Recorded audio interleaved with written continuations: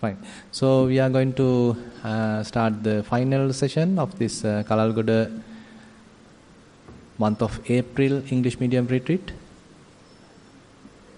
And we have received few reports, and we'll start the session with written reports. Avasarai Bande, we have 2 reports today. Right. Report number 1. This has 2 walking meditation and sitting meditation. I'll read both together. Right. Walking meditation. I started walking and noticed the sensation of the foot. After some time, thoughts came and started inner chatter. Again, mind came back to the foot. This has happened for some time. After that, my mind was focused onto the whole body. I noticed my body bend forward, then come back. Then body bend to the backward and come back. I just walk and it is happened out of my control. I clearly could see the body walking. Sometimes my eyes were closed for a second. I felt some sensation of the body like tightness. After some time, the body became released, relaxed, eyes open, mind also clear. At that time, I was able to see the thoughts. Mind was clear like a glass. Today I experienced that I can see the thoughts even walking. Good. So that, yeah, okay. Sitting meditation. I came for sitting meditation with the mindfulness gained after walking meditation. I started looking at the mind. Mind is clear and calm. I saw everything and mind was like a water or glass. Thoughts came time to time. After some time, I felt body sensation, then disappeared them. Again, I watched the mind. After some time, I felt the breath. At that moment, mind doesn't like to watch the breath as it is heavy. Within few breaths, it was disappeared. Again, I watched the mind. It was clear and thoughts came from time to time. Sometimes I heard sounds. Just after hearing it again, I was able to watch the thoughts. It was happening during the whole meditation time. Thero Saranai. Yeah, it seems like things are happening well. So, at the beginning, even though we start with the body, so naturally it can evolve to feelings and then to the mind. And now you even recognize various thoughts without getting deluded by them, without getting driven by them. So, that is how we can see the evolution of meditation or evolution of mindfulness. So it starts with some gross bodily sensations, and then it turns out into subtle bodily sensations or maybe minor feelings, and then you are capable of recognizing various feelings happening in the mind, kind of happy feelings, pleasurable feelings, maybe equanimous feelings, and now you are even aware of various thoughts coming and going, and you are not being driven by them. So allow it to happen like that. So you don't need to say on such situation stick back to the body, because now you are capable of handling it. It is possible. So you can gain some confidence by allowing mind to naturally grow from one stage to the other stage, even within the single sitting session, even during the single walking session. It's all right. So as much as possible, we are within the territory of the Satipatthana, but different regions, but still in the same Satipatthana. So may I know who has written it? Yeah, okay. So in your case, so when you reach the state of mind, so what's the end result? That means. Didn't hear you. That means. Now say slowly you start with body and then maybe feelings and all these things, and then come to the mind, and thoughts are coming and going. After that, what happens? Can you explain a little bit about the mind part? It's very clear. Right. I can see that surface like glass. Correct. And thoughts are coming time to time. But the today meditation and previous experience difference is previously when I see the thought, I feel like mat wenawa wage. Today it's not like that. Right. Today I clear. There's a huge big gap between right. Between thoughts. Mm-hmm. And the whole meditation time I experienced the same thing. Right. And today only I first time experience clearly see the thoughts while walking. Right. Yeah, that's the difference. Mm-hmm. So now allow that gap to further, establish. So there is a thought coming and going, and after it went away, so there is no new thought happening. And are you able to maintain that state? Just be in that state with an equanimous mind, without inviting for another thought, without putting your attention to the feelings, without putting your attention to breathing, whatever it is, not allowing the mind to get distracted. How are you going to maintain that kind of absence of thoughts? So there are a very sort of effective passages available for us to keep ourselves completely empty. So it's a tricky area. Tricky in the sense, so when it is empty, mind naturally go and lingers with something. Maybe with a feeling, maybe with a thought, maybe with a kind of, image, mental image. So likewise, many things can happen, but at that time you have to be skillful, not allowing mind to, be with them, rather allowing mind to be free, not associating anything. So it's a very interesting area. So are you able to do that or not yet? The difficult part was sometimes I feel I need to wake up from the meditation. Right. Then that means time to time you go to kind of sleepiness as well. Yes. Fine. At that time, then I look at why I need to wake up. Right. I just see, is there any pain? No. Right. Then I just it's thought. It just I purposely thought why I am waking up. Right. Then I give a big small effort to stay sometime. Right. That means there's no pain, nothing. Then I look at the next thought. Then I was able to stay some more time. Right. Then after I get again I got same thought, I need to wake up. Right. So that means even again you fall asleep, right? Yeah. Time to time it is happening. Yes. 2-3 times happen. Right. Fine. It's okay, because still mind sensitivity further has to be improved, mindfulness has to be improved, wakefulness has to be improved. Without any object, without any attachment, without any excitement, how can I be fully aware? Wake up means not. I didn't get the sleepiness. Right. Wake up means getting up from the meditation. I just wanted to get up from the meditation. Why? I don't, yeah.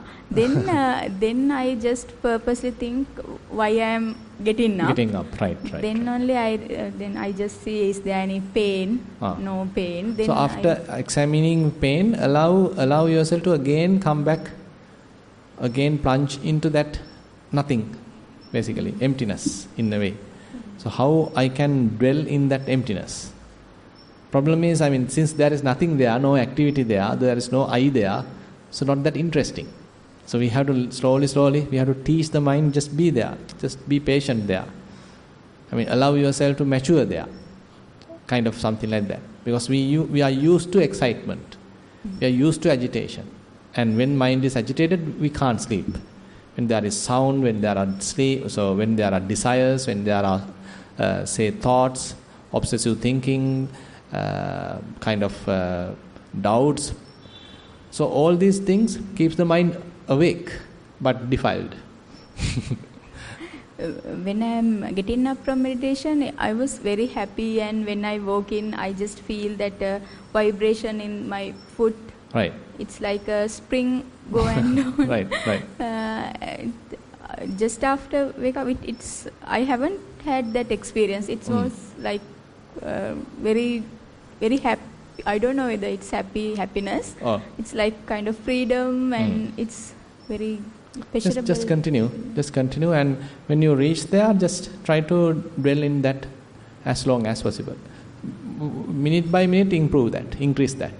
Maybe 5 minutes, 10 minutes, 15 minutes, like that. Slowly stretch that to further till around 1 hour. Today I was there around 1 hour 55 minutes. whole meditation time was 55 minutes. Right. But time to time thoughts came. Right. A few times that it goes to pain, and when breaths appear, then mind doesn't like to focus to the breath. I feel that it's heavy. Exactly. So that's why, I mean, you need to now, no need for you to put it back to breathing, because it's a gross kind of a object right now for the mind. Better to keep it in a more subtle, very simple, refined kind of a state. So this is one technique, or rather one principle in the Dhamma. So our mind, we are taking from gross sensitivity to a refined sensitivity. So after we are familiarizing with this now, this present sensitive area, so then that feels gross. Then again, mind being somewhat uplifted or moved up to another further refined state. So while there for some time, again it feels, it's gross. Now we are further refining it. So there's a very beautiful Pali term for that. Can't remember that. There is a very interesting principle Buddha mentioned there in certain suttas like Ānajja Sappāya Sutta. How from one gross state, letting go of one gross state, how you arrive more refined state. So after some time, this new state also become gross, and then mind automatically shifts to another refined state. So likewise, it's a kind of a refinement going on, purification going on. So let it happen naturally. So just continue, nothing to change actually. Thero Nissarana.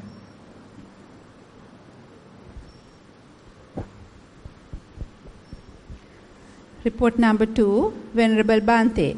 I think I have an issue with regard to Pancha Nivarana. Most of the day-to-day issues, very often I cannot decide as to what should I do or what is the course of action I should take. Example, if I have to attend something important, but if I have some issue at home, I'm thinking a lot whether to do this or that.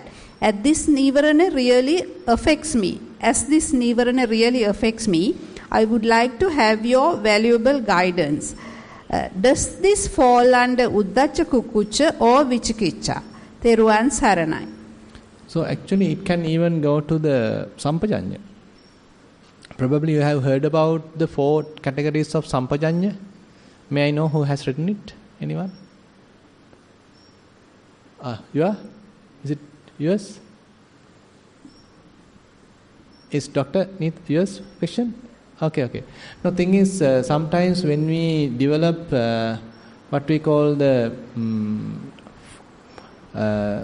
Sati Sampajanya, clear comprehension, mindfulness and clear comprehension. In the clear comprehension, there are 4 categories. When we are coming to the commentary, it is explained.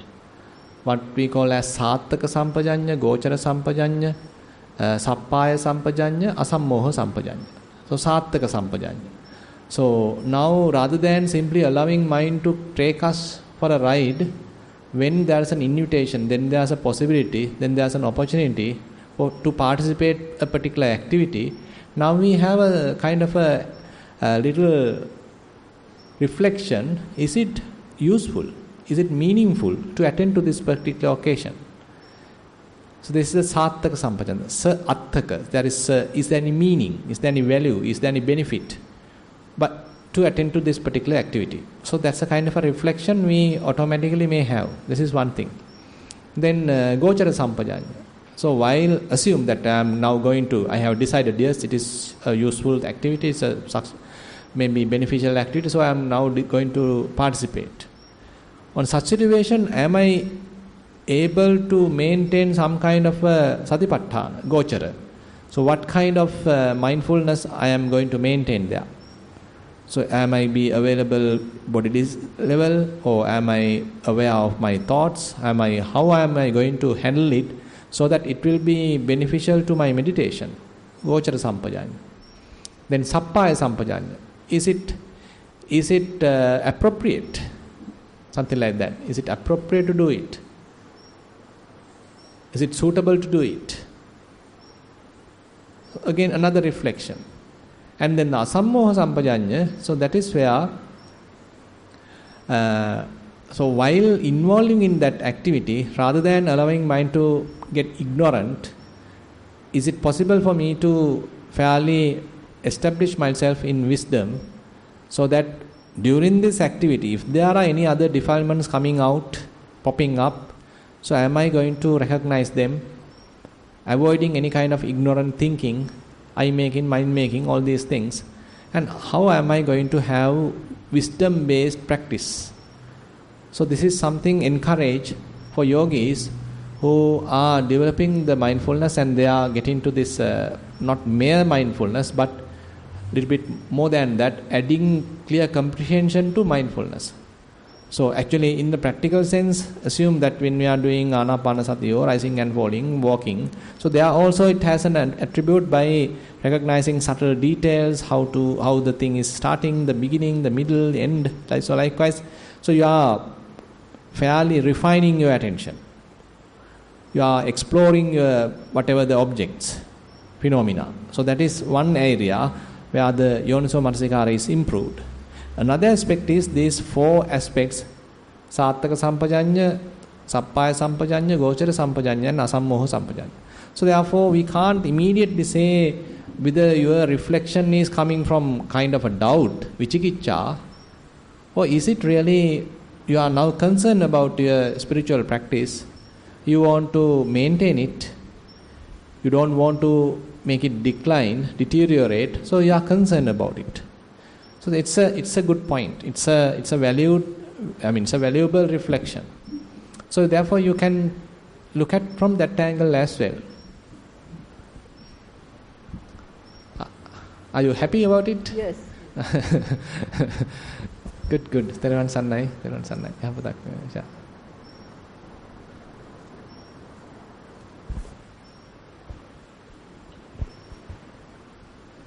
So 2 questions gone. That's all. So no more questions. So you have to import some questions.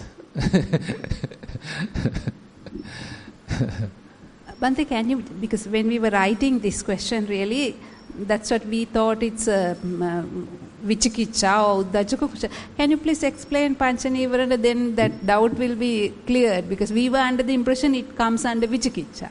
It also can happen, okay, because sometimes it's very difficult to recognize sometimes. Okay.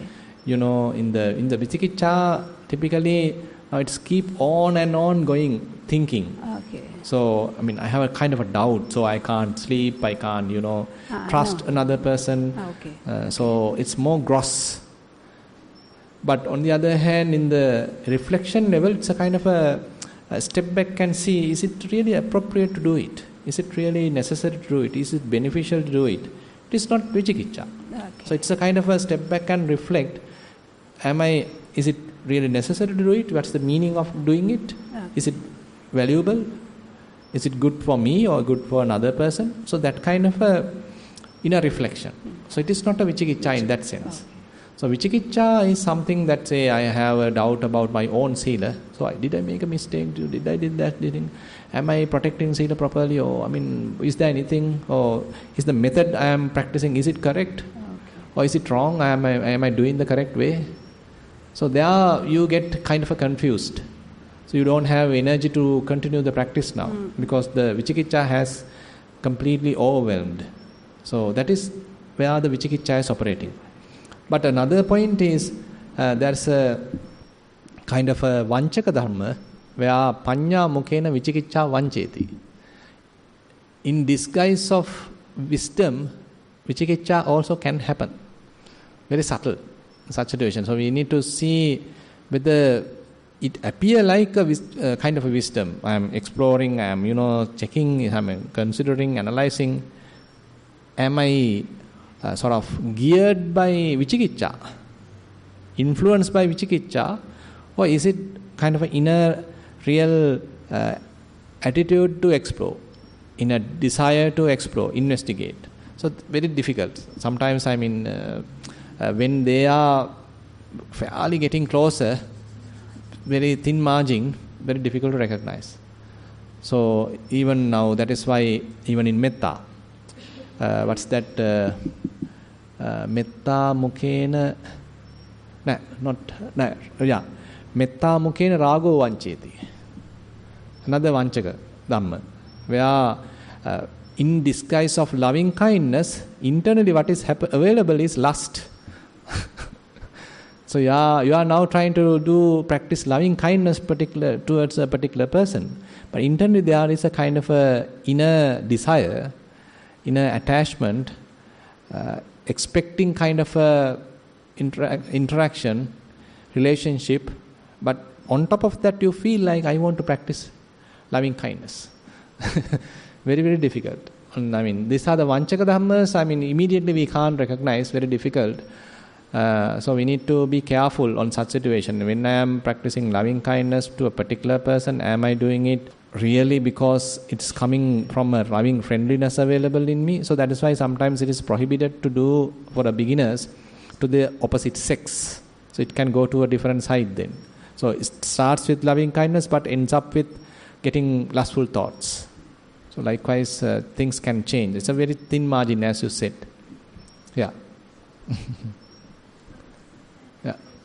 Yeah.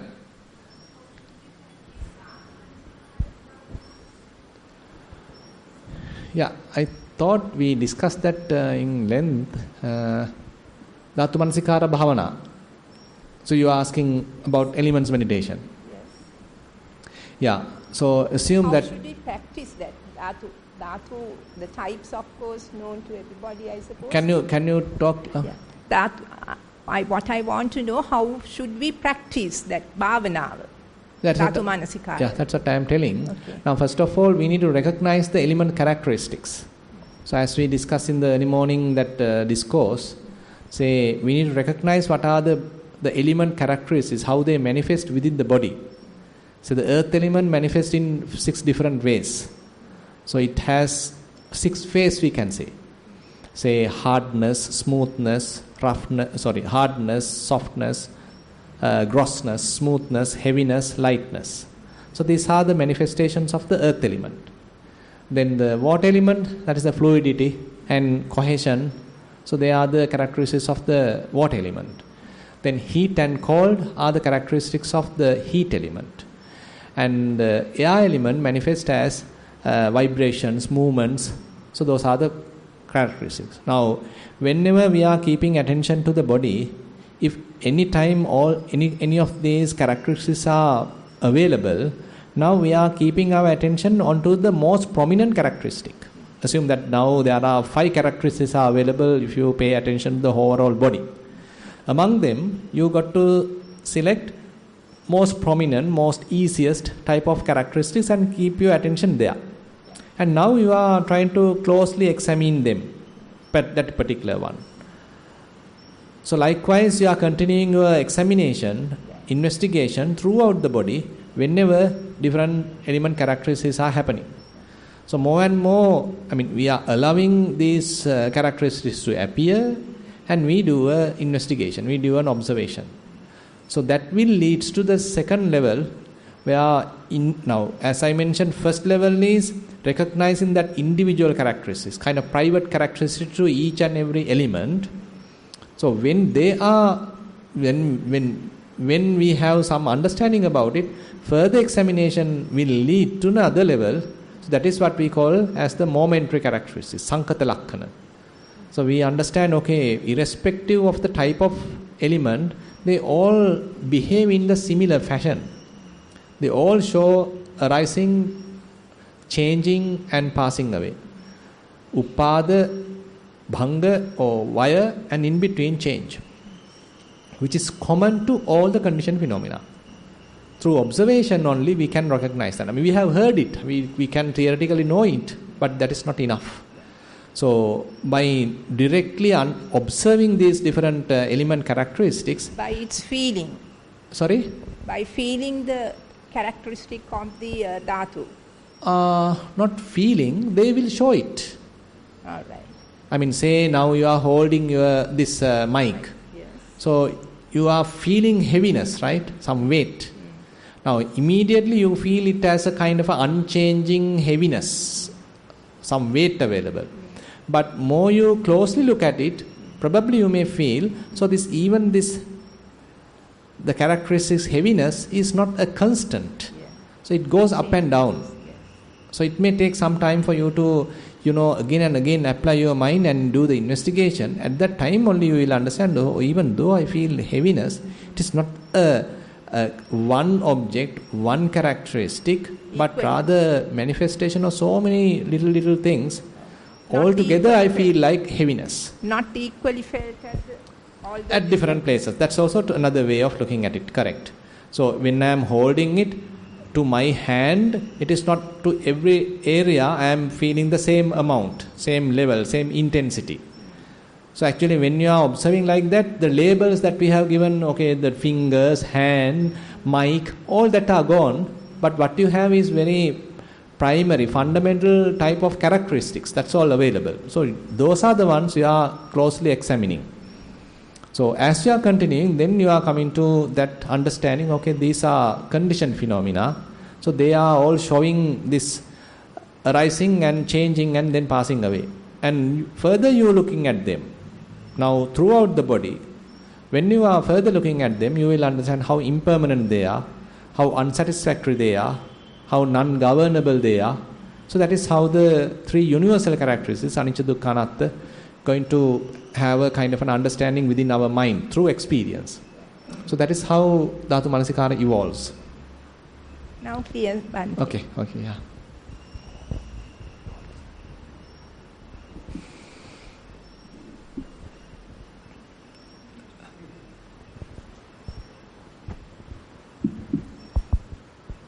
Thero Bhante. Well, I thought of the question, but I thought I figured out the answer as well. But anyway, I'll ask the question. Now, at the beginning, we have been taught to develop Satipatthana. So, that is to pihitin, Satya pihitanda. But as we go on, Bhante says, Appatittita Vijñāne. So, that's the last we can say. Exactly. So that is after developing. Like, Anapana, at the beginning we feel the gross Anapana and it becomes subtle, and then almost no. So likewise, this Satipatthana at the beginning, and towards once yogi is developed, then you go on to Appatittita Vijñāna. So that's what it is. Yeah, we can say like that. So, there the term used by the Buddha is not appatittita vijñāna, like anissitocha viharati, achikinchi loke upadiyati. So, it will lead to this appatittita vijñāna, unestablished consciousness. So, practically, immediately we can't say we are fully immediately in the appatittita vijñāna. So, there may be shades of feelings, shades of certain, conditioning available, but no gross grasping. Without tanha ditti. Without tanha mana ditti, now you have, some kind of a freedom, but still, a little bit of piti available and you like it and you associate it. Yes. You are holding it, but very subtle level. But it is not lust, it is not gross, it is not hatred. So those are, not gross kind of sensation, but very subtle level. But still a little bit of attachment is there. But slowly, as we continue that, then only even that becomes far away and mind become completely pure like, completely empty like. So at that level one can fairly say, now you have reached complete freedom. So now mind has become unconditioned like. All the conditioning factors, influences are temporarily subsided. So mind is now experiencing kind of an unconditioned type of freedom. Yeah, but still there is an object, like, mind can... the mind knows that it is not touching anything, it's not grasping anything. Yes. So still the mind knows that. So that means... Yeah, knowing is not an object. Knowing is just knowing. So, now say like this. Now in the field of awareness, so when into that field of awareness, when there is an object available, then we are noticed. Now say we are running a radar. So you are having a radar system. So into that radar system, there's a intruding boat or whatever it is appearing. Now you notice it. If there is no boat, no vehicle, no aeroplane or whatever it is, then what is available? Is radar not functioning? It is. Veda is functioning. But no reflection, there is no object. So that's why Buddha mentioned in very beautifully in that simile, there is a house, tall house with 4 walls and 3, all they are faced to the different directions. In the morning, from the east window, there's a light beam comes. And now Buddha asks from the monks, so where is it going to hit? So the monks answer, West wall.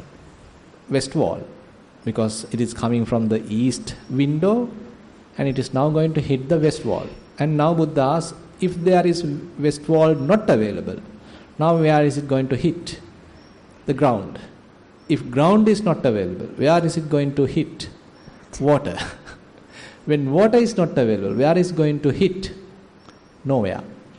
So the answer comes unestablished.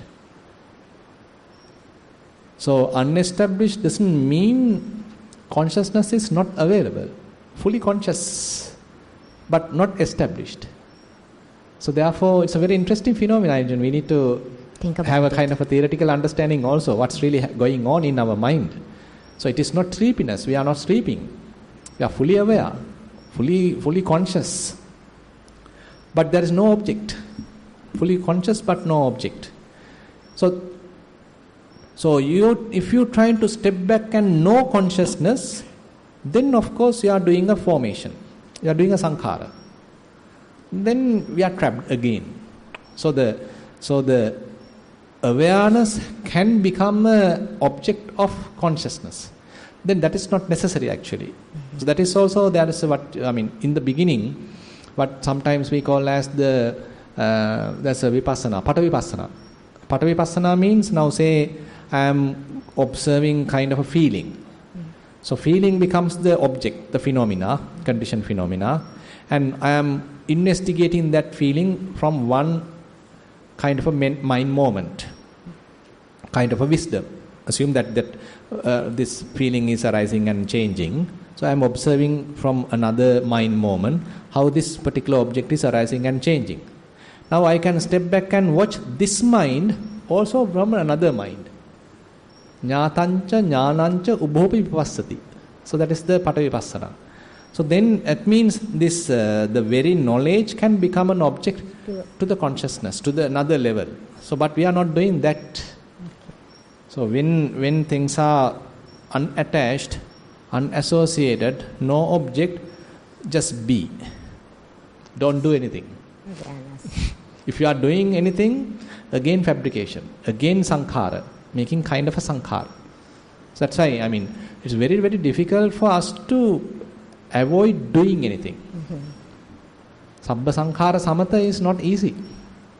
Nibbana is sabba sankhara samatha, stilling of all formations.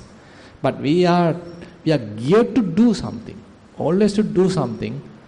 So minimizing that, letting go that desire and just be in that peace is something we need to learn. So on such situation actually that previous thing can happen. Panya mukhena vichikicha vancheti can happen. Because it may appear like panya, I want to do something, what's really going on? I need to check it. So the moment you do like that, you are no more in the appatita level, no more in the unassociated level, rather you are doing sankhara. Thank you, Bhante. Can I ask another question? Yeah. Yes, talking about sankhara. Now Bhante said like not generating sankhara, but right. Still until one become arahat, we generate sankhara because avidya pacha sankhara. Not purposely, that's the point. Yeah, but still you generate. So we are trying to not generate sankhara and just rest in that. But since still the asavas anusayas are there, due to the temptation coming from that, we do that. That's true. That's accepted. Yeah. So that means as long as you have not attained nibbana, arahant, yes. You go on punyambi, apunyambi, whatever sankhara you develop each moment. Yeah, and again even arahants may be doing it. Sankhara, avijja, no, that's not avijja pacha sankhara. But sankharas, formations may be happening due to their own causes and conditions, But from my side, there is no contribution. No. From the Arahant's mind, there is no contribution. No tanha upadana. No tanha upadana. So now assume that there's a thought happen. Yeah. A particular thought happens. So it doesn't cling to it. He doesn't cling to it, add to it, multiply that, and keep thinking about it. So that internal contribution is not available now. It comes and goes. It comes and goes, that's all. So that's why the term pure sankhara, what's in the Adimutta Theragata, so he beautifully explained Suddha Sankhara Punjoya. So it's a kind of a lump of pure sankharas are now coming and going. I don't bother about it. So you do whatever you like. So that maybe sankhara means just thoughts. In that sense we can say thoughts. I mean, this is a sankhara word in that sense has a broader meaning. Whatever conditioned phenomena can consider as sankata stuff. So the all conditioned phenomena. So they now say, for example, so Arahant's body. So it's also continuing. Also they are eating and they are maintaining the body and all these things. So the bodily phenomena are rising. Say for this the elements are they are also coming and passing away. And the thoughts also may be coming and passing away. Various feelings are coming and passing away. So all these things are operating, but they are not clinging to them anymore. No anusaya. No anusaya, no asava. And so as a result of that, so it's a kind of a process going on. That's all. Right. Thank you, Bhante. Yeah.